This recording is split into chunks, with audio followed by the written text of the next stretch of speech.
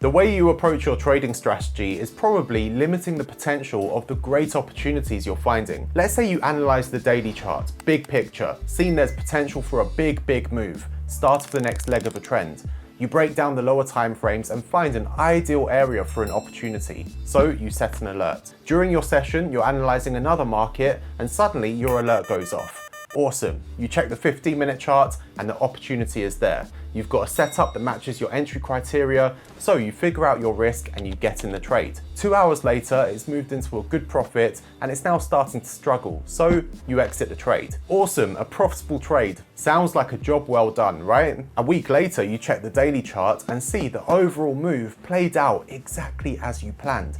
As one of our mailing list subscribers, Ed, said to me in an email, you give yourself a pat on the back for being good with technical analysis. But here's the problem. A lot of traders think they're good at trading because they spot these sorts of moves, but struggle to make a profit overall, and they wonder why. Here's what it comes down to.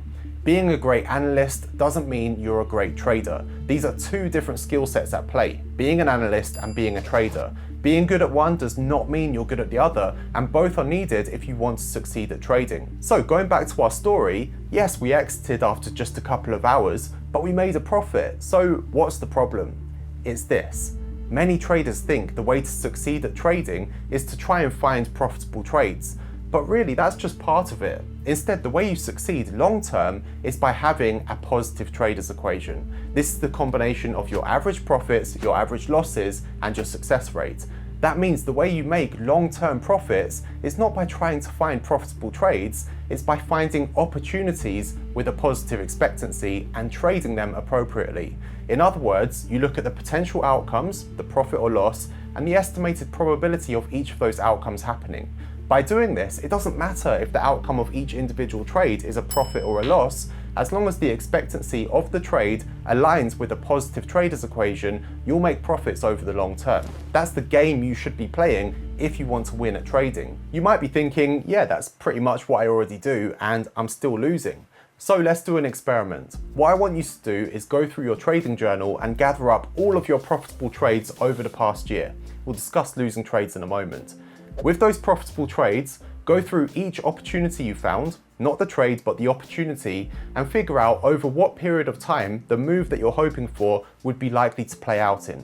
So for example, a typical wave in the market, up and down, lasts for an average of about 20 to 30 periods. So if you're trading just the move up in the wave, we can say that's an average of about 10 to 15 periods, all right? So 10 to 15 candles.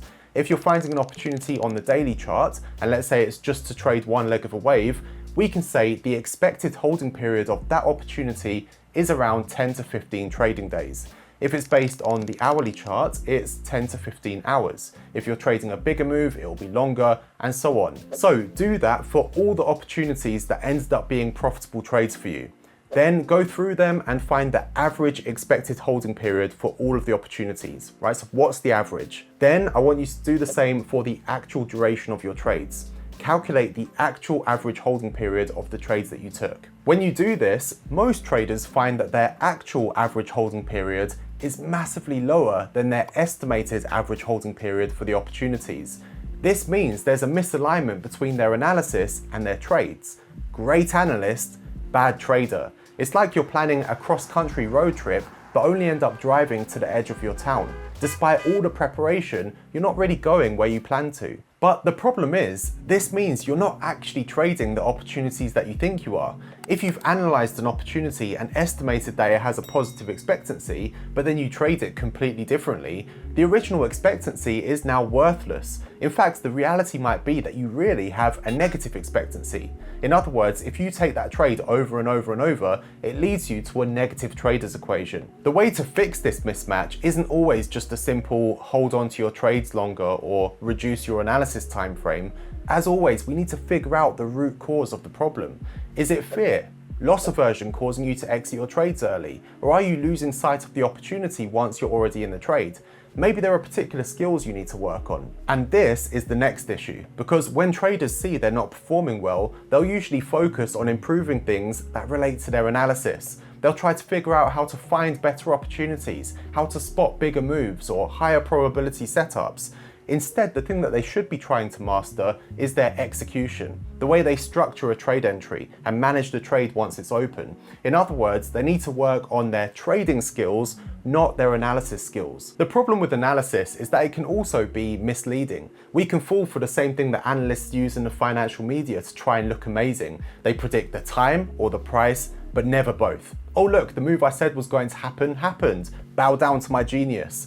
However, good trading is about being able to anticipate both. But what if you've looked at the average holding periods of your trades and they're actually in line with the estimated average holding periods of the opportunity, but your performance is still not good? What now?